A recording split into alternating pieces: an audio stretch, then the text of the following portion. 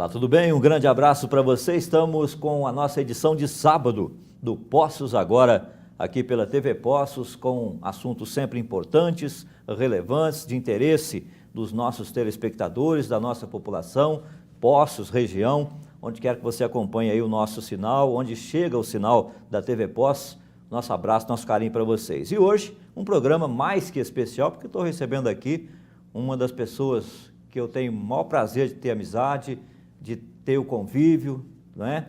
É o Dr. Sidney Boccia, promotor de justiça, promotor eleitoral agora nas próximas eleições, né? Já está promotor eleitoral, na verdade, né? Então, um assunto muito importante, porque nós vamos falar de eleições, vamos falar daquilo, aquela perguntinha básica que todo mundo gosta de fazer, o que pode e o que não pode nesse período eleitoral, no dia da eleição. Tudo isso a gente vai saber com ele. Aliás, é um prazer enorme receber o senhor aqui no programa pela primeira vez no Poços Agora. A gente que já fez tantas outras entrevistas, mas através do rádio, né, na Rádio Cultura, né, doutor? Um prazer receber o senhor aqui, tudo bem? Muito obrigado pelo convite, José Carlos. Para mim é que é uma grande honra estar aqui na TV Poços, no seu programa, no Poços Agora, com a oportunidade de esclarecer à população a atuação do Ministério Público e um pouquinho do conhecimento que nós amealhamos. Não é ruim historiar que eu estou no Ministério Público há 28 anos, desde 1990, portanto, e por muitas eleições nós já passamos. E aqui em Poços de Caldas, minha cidade querida, desde 1997, então lá já se vão 21 anos de atuação em Poços de Caldas, atualmente cumulando a atividade na Promotoria de Defesa do Patrimônio Público, no meio ambiente, na proteção dos deficientes, na habitação e urbanismo e no patrimônio histórico e cultural. E também na promotoria eleitoral, José Carlos. A promotoria eleitoral, sempre lembrando, nós temos 2 zonas eleitorais em Poços de Caldas, mesmo com a reorganização da estrutura e da divisão da Justiça Eleitoral, com uma redução significativa do número de zonas eleitorais em âmbito nacional, Poços de Caldas permaneceu com 2 zonas eleitorais, absorvendo o município de Bandeira do Sul, na zona eleitoral 222 e na zona perante a qual eu oficio, a zona eleitoral 350. Na zona eleitoral 222, Dr. Renato Maia, promotor eleitoral, doutora Tereza Conceição Lopes Azevedo, a juíza eleitoral, e na zona 350 eu atuo como promotor eleitoral e doutora Alessandra Bittencourt é a juíza titular. Bacana, então. O doutor Sidney Boccia vai falar com a gente, então. Bom, primeiro aquela perguntinha básica, então, doutor. Aliás, eu gostaria de fazer uma pergunta inicial assim. Toda eleição, a gente vê aí um monte de papel pela rua, de propaganda eleitoral, carros de som, faixas nos cruzamentos, cavaletes com propaganda, cartazes colados para tudo quanto é lado, inclusive em residências. Eu estou vendo essa eleição muito limpa. Não vi nada até agora na rua, a não ser alguns carros com alguns adesivos, que são poucos também. Por que esta mudança, doutor? Porque a Justiça Eleitoral, José Carlos, ela é muito dinâmica. Toda eleição nós temos uma novidade na legislação. O Tribunal Superior Eleitoral costuma normatizar as eleições, às vezes até invadindo um pouco da atribuição inerente ao Poder Legislativo, mas nós temos tido as reformas eleitorais continuamente, é fruto do anseio popular, e a Justiça Eleitoral, que tem um poder também de normatização, acaba modificando algumas diretrizes. Naquilo que colocara muito bem, em 2017 nós tivemos uma nova normatização, vedando a pintura de muros, coisa que era tão frequente, a colocação de faixas, que eram tão frequente, envelopamento de automóveis, que também está proibido. Hoje, a dimensão máxima permitida é de 50 centímetros por 40 nos painéis dos veículos e não pode justapor vários adesivos de forma a ultrapassar esse limite. Nas ruas, não pode mais os bonecos que antes eram colocados, os cavaletes, o máximo que se permite é uma mesa de apoio aos trabalhos de quem está patrocinando a eleição. Inclusive também porque, além da mudança, José Carlos, da legislação, nós temos também uma mudança tecnológica. Hoje, o eleitor é alcançado muito mais facilmente pelos meios de comunicação eletrônica, pelas redes sociais. do que pela, às vezes, uma panfletagem na rua, que não está proibida, mas existe realmente uma limitação. Em relação àquela derrama, aquela situação deplorável que denota pouco respeito aos bens públicos, que na véspera da eleição se joga aquele tanto de santinho de propaganda eleitoral próximo às zonas de votação, em 2017 nós tivemos a nova regulamentação deixando claro que isso constitui crime, porque é totalmente vedada a propaganda no dia da eleição. E esse artifício de jogar na véspera, derramar os santinhos ou propaganda muito próximo aos locais de votação, agora merece uma represália maior do poder público. Então, esperamos que aquilo que era derivado do bom senso, da pessoa não cometer, jogar lixo na rua, que essa era a realidade, agora com esse estímulo, inclusive com uma multa mínima de R$ 5.000 para a pessoa que estiver envolvida nisso, sem prejuízo da caracterização de crime, porque isso também será tido como boca de urna. Boca de urna, José Carlos, não é apenas a proximidade física a um local de votação, mas também e especialmente a vizinhança temporal ao momento de votação, ou seja, está quase na hora da votação e ainda estão fazendo publicidade. Por quê? Porque a propaganda eleitoral ela vai terminar na quinta-feira, véspera das eleições. As eleições em primeiro turno sempre são no primeiro domingo de outubro. Na quinta-feira termina. Na quinta-feira termina a propaganda no rádio, na televisão. Mas não é vedado até sexta-feira panfletagem, sábado, carreatas, porque... E aí até fica fácil, Zé Carlos, se me permitir, existe um aplicativo do Tribunal Superior Eleitoral que se chama Pardal. É um aplicativo gratuito que os senhores vão lá na loja respectiva e baixa. Lá existe uma orientação muito clara e também é muito útil aos candidatos do que pode e o que não pode. O que pode em relação à carreata, à caminhada, o que pode e o que não pode em relação a carros de som, o que pode e o que não pode em publicidade de rua, o que pode e o que não pode na internet, né? Porque esse mecanismo é muito diferente, a legislação é diferente em relação às eleições anteriores. Então, e quem foi candidato numa eleição municipal, a última eleição municipal, hoje já estranharia as normas, porque antes era possível, agora não é. Eu não sei também, José Carlos, se é adequada essa tutela que o poder público no Brasil faz em relação à publicidade e à propaganda. Por exemplo, o diretor do FBI, em entrevista veiculada ainda esse ano no país, disse que os Estados Unidos não combatem as fake news, cabendo ao eleitor ter o bom senso de saber, de pesquisar, de separar o joio do trigo. Aqui, numa atitude que se aproxima a um paternalismo, se entendendo que talvez os eleitores não tenham a plena consciência da situação, o poder público entendeu por bem restringir ao máximo a propaganda e criar regras que mantivessem a ética na propaganda. Mas nesse jogo político, exageros às vezes acontecem, né? E o fake news, lamentavelmente, é uma realidade, mas caberia ao eleitor conscientemente separar o que se diz no popular, o joio do trigo. Afinal, o que é uma eleição, José Carlos?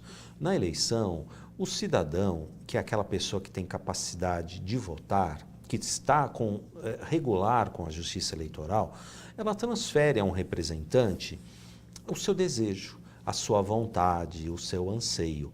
Então, um voto nada mais é do que a delegação de um poder que o próprio cidadão tem, porque todo poder emana do povo, só que o povo, ao invés de se manifestar diretamente em cada circunstância que atinge e que aflige a nossa vida, nas mais diversas áreas, ela delega a um procurador, ela transfere a uma determinada pessoa a administração agora do seu estado, a administração agora do seu país, porque as eleições não transferem a administração da sua cidade, porque a eleição não é municipal. Transfere o poder de legislar a um deputado estadual, transfere o poder de criar leis também a um deputado federal, a um senador, na sua atividade típica, como também nas atividades atípicas que o Poder Legislativo possui, de fiscalização e às vezes até de julgamento. Julgamento de impeachment, por exemplo, é função do Poder Legislativo. E às vezes, Zé Carlos, a pessoa dá muita importância apenas aos cargos de presidente e governador, pois não. A gente só ouve falar, quem vai ser o próximo presidente da República? Escuta muito pouco do governador e menos ainda do deputado. Lembrando que o presidente não governa, né, sozinho. Nada acontece sem a Câmara Federal e sem o Senado, vista a importância. Pois é, José Carlos, até pelo princípio da escassez, às vezes nós damos muita importância a um cargo único, que é o presidente, e esquecemos do órgão colegiado, que é o legislativo. Só que hoje as amarras ao Poder Executivo em todas as esferas são tão grandes, as amarras orçamentárias são tão grandes, que na realidade o grande poder está com o Poder Legislativo, e não obstante esse poder difuso. Tanto que as histórias e o histórico, quando se fala de corrupção, de mensalão, ou de petrolão, ou coisas que eventualmente possam não ter acontecido, e eu vou ser aqui muito sutil para não ferir suscetibilidade das várias correntes políticas, né, se vê que o Executivo acaba sendo até refém do Poder Legislativo.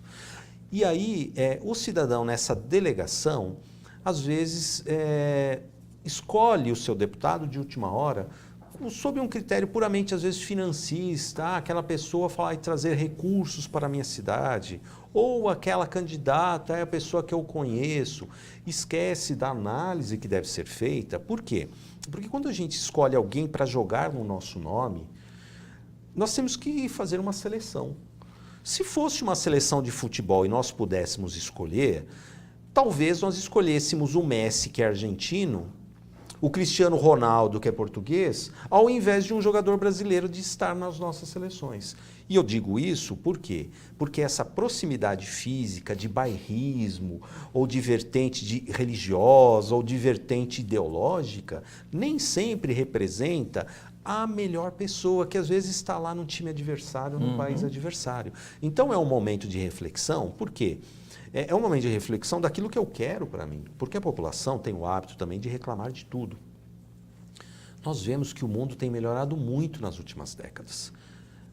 Não é novidade para ninguém que, lamentavelmente, nós passamos já há alguns anos por uma severa crise econômica, né? Por uma severa crise que sacrifica aquilo que é mais importante, que é o trabalho que todo ser humano tem de forma lícita, conseguir o sustento da sua família.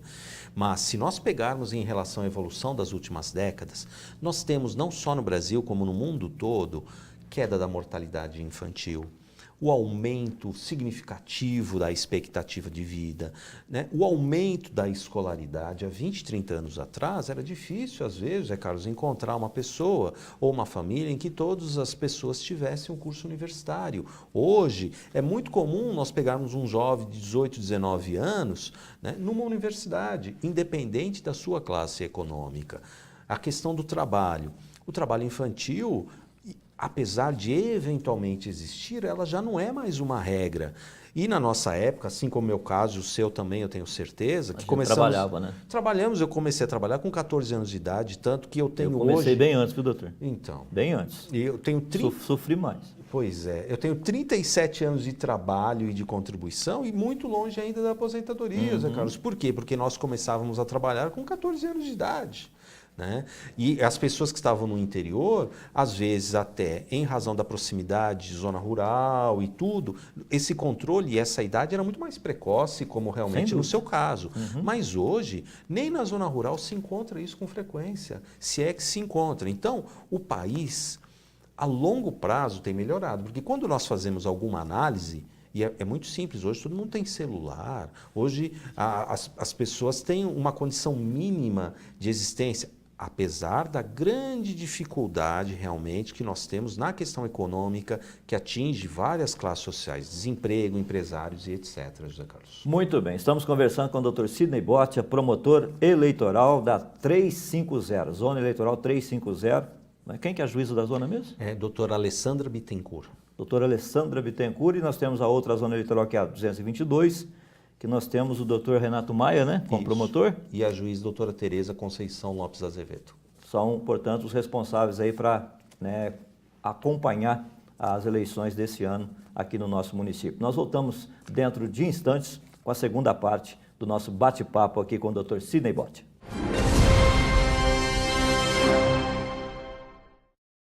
O nome da criança?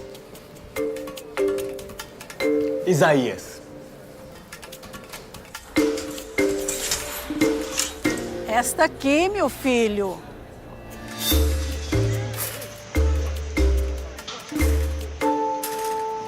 Quando você deixa de votar, são os outros que acabam escolhendo por você. Nessas eleições, encontre o candidato que melhor representa suas ideias, porque votar é decidir você mesmo o que é melhor para o futuro. Justiça Eleitoral.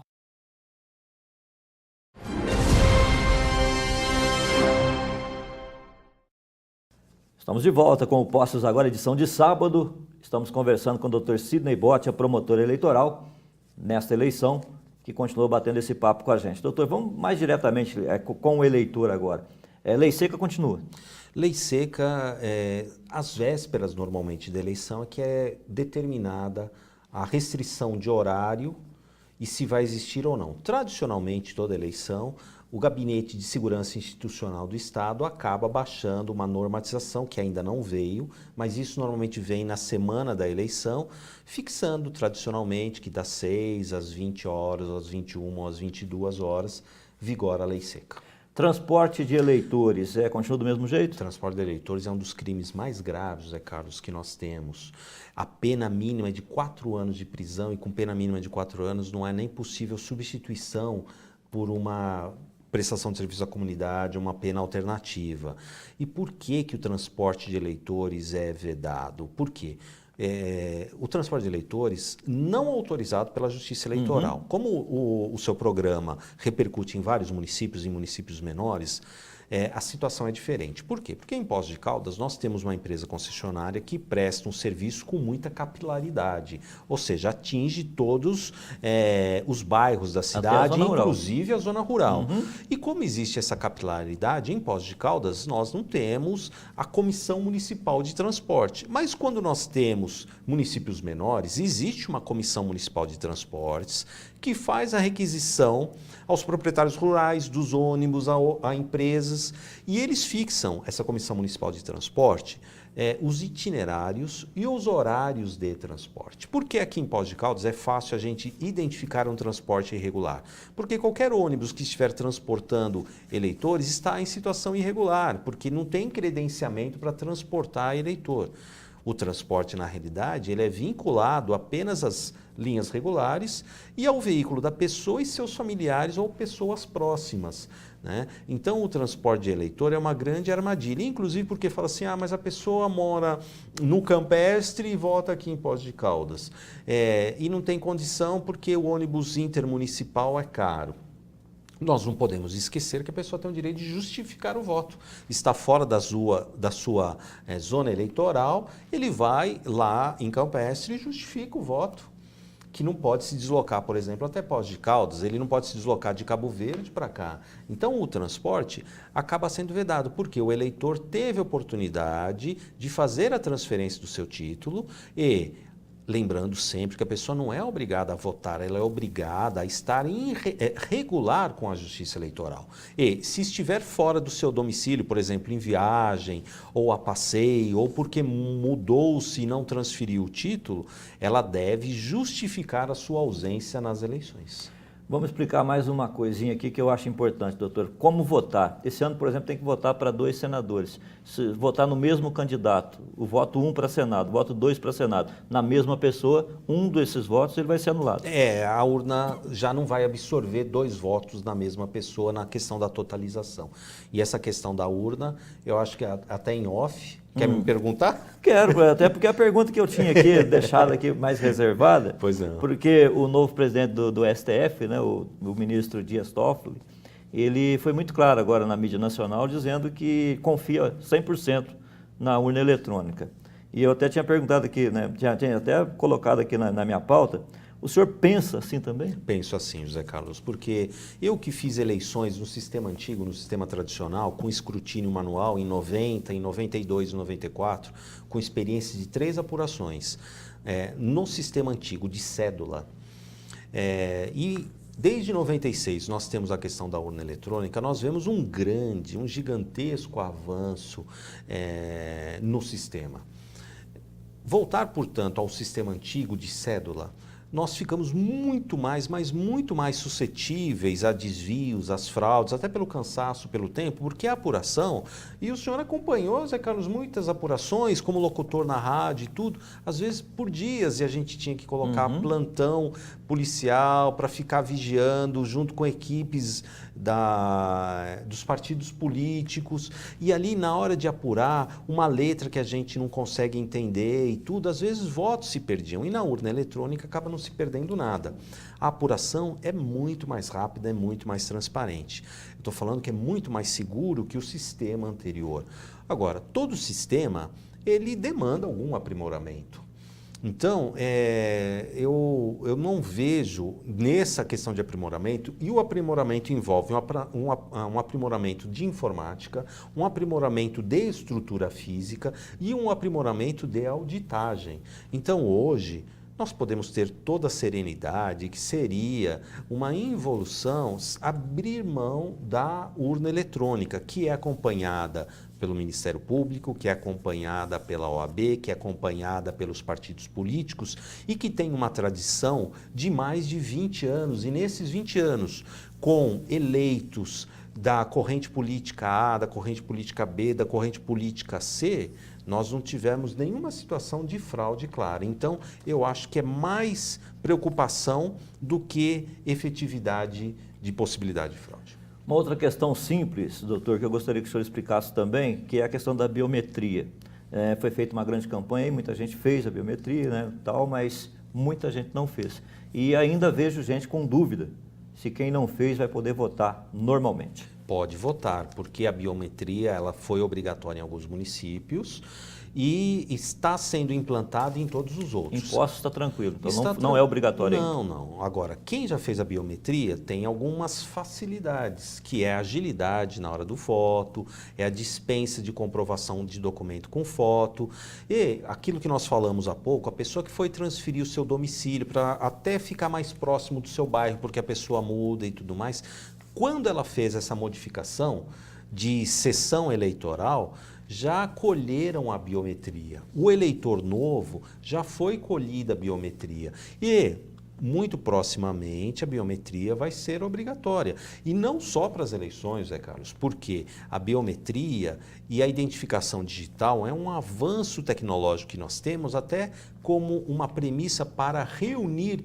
todos os cadastros de informação das pessoas na votação. Nós temos um estado no Brasil, se a memória não me trai, Santa Catarina, que vai pegar a eleição, mesmo das pessoas que não têm biometria, os cadastros federais para unir todas as identificações.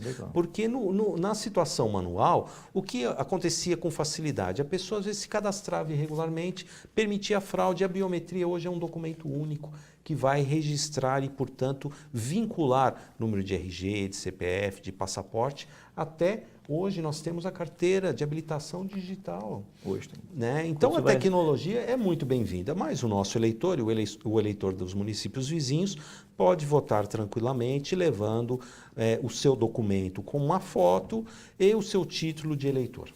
Maravilha. Uma questão importante também da gente falar aqui, doutor, em relação nós falamos aí da campanha limpa que está até agora. Eu acredito muito que muito se deve à questão financeira, né? Porque houve aí uma preocupação muito grande do poder econômico nas eleições. Hoje não se tem tanto dinheiro assim sobrando para os candidatos fazer campanha, né? Muitos até do próprio bolso. A gente viu muitos anúncios, inclusive, como forma de propaganda na televisão.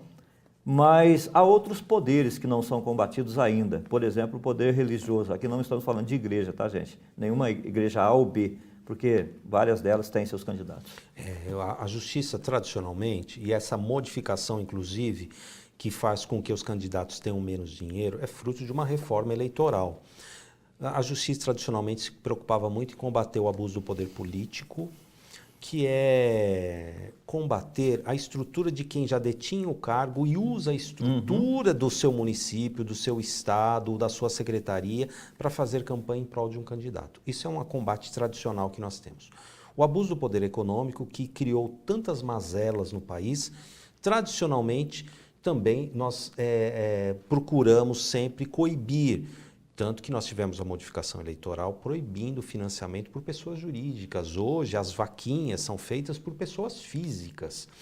E feitas por pessoas físicas para evitar que aquilo que foi muito comum, que a gente acompanhou no cenário nacional todo, que uma determinada empresa financiasse um determinado candidato e buscasse dele, se eleito ou quando eleito, dividendos desse financiamento. Então, se proibiu o financiamento de campanhas através de pessoas jurídicas. Mas, agora a nova vertente é o abuso do poder religioso. Por quê? O líder religioso, em qualquer uma das suas correntes, tem às vezes uma ascendência muito grande sobre os seus fiéis. Só que essa doutrinação da convivência política, como Estado laico, como Estado leigo no país, é totalmente divergente em relação à estrutura constitucional. Então, combater o poder religioso, e aí a legislação proíbe, e é por isso que também a legislação proíbe totalmente pedidos de votos ou campanhas políticas dentro de templos religiosos. Nenhuma igreja, nenhum templo religioso pode ter campanha. E, inclusive, a pessoa que está nos assistindo deve entender que a pessoa que assim procede está corrompendo, né, o sistema eleitoral. Assim como a corrupção eleitoral com dinheiro, né, é combatida e encontra os seus males, o líder religioso hoje, ele, não obstante preocupado com o bem-estar dos seus fiéis, ele tem que se abster de fazer campanha para um determinado candidato. Essa não é uma posição pessoal minha, mas nós temos que entender que as leis de um país são fruto dessa manifestação popular de vontade. E a legislação optou por vedar esse tipo de campanha dentro de templos religiosos. E a pessoa que discorda disso tem agora um sistema de democracia para mudar esse aspecto. Então, nós realmente esperamos que a população fiscalize, porque até aquele aplicativo Pardal que eu falei no início, comenta quais os locais em que pode e que não pode ter esse tipo de propaganda. Estamos quase no final do nosso programa, doutor Cine. Eu gostaria que o senhor ficasse à vontade, porque às vezes a gente não pergunta alguma coisa que o senhor tem vontade de falar, fique à vontade para suas considerações finais. Pois não, Zé Carlos, eu inicialmente agradeço o seu convite, agradeço a TV Poços. É sempre a grande oportunidade de poder falar em nome do Ministério Público nas eleições, lembrando sempre que neste momento o candidato ele é o protagonista para expor as suas ideias, para expor os seus desejos, para expor a sua plataforma, sem incorrer em abusos de poder político, de poder econômico e de poder religioso, dentro de regras estabelecidas. Mas no dia da eleição, primeiro domingo de outubro e segundo turno, se houver, no último domingo de outubro, o protagonista é o eleitor.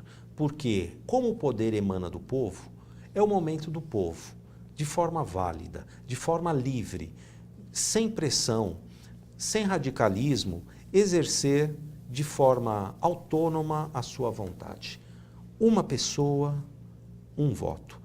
Por isso que não é necessário radicalismo, por isso que não é necessário converter um oponente a ser adepto da sua ideologia ou da sua crença. As pessoas devem entender que essa pluralidade de formação é típico de qualquer povo. E a pessoa, portanto, de forma serena e de forma autônoma, deve validar, chancelar um determinado candidato, né, que exponha e que possa representá-lo durante 4 anos, ou no caso do senador, durante até 8 anos, o seu desejo e a sua vontade. Só assim nós conseguiremos ter uma transformação real do país. E, se a pessoa, inclusive, não se preparou adequadamente, a urna eletrônica no país dá a ela uma oportunidade, inclusive, de votar em branco, para não ser influenciada pela propaganda de última hora, pelo desejo irrefletido,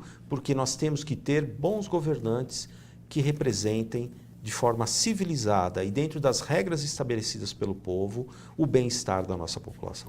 Obrigado, doutor, pela sua participação Muito aqui no Postos Agora. Foi um prazer recebê-lo aqui. O prazer é sempre meu, prazer em ter a sua companhia e prazer de estar aqui na TV Postos. Muito obrigado. Agora o senhor conhece o caminho, as portas estão sempre abertas. Eu até tentei, José Carlos, nos últimos meses, ou pelo menos no último ano, manter uma posição mais discreta, né? Nós somos em 7 promotorias de justiça aqui em Poços de Caldas, mas a época de eleição é uma época que exige que todos nós coloquemos uma parcela de participação no bem-estar da nossa população. Bem ou mal, o Ministério Público trabalha com as leis e eu dependo de um eleitor consciente para selecionar candidatos éticos e preparados para criar boas leis para que nós possamos continuar trabalhando.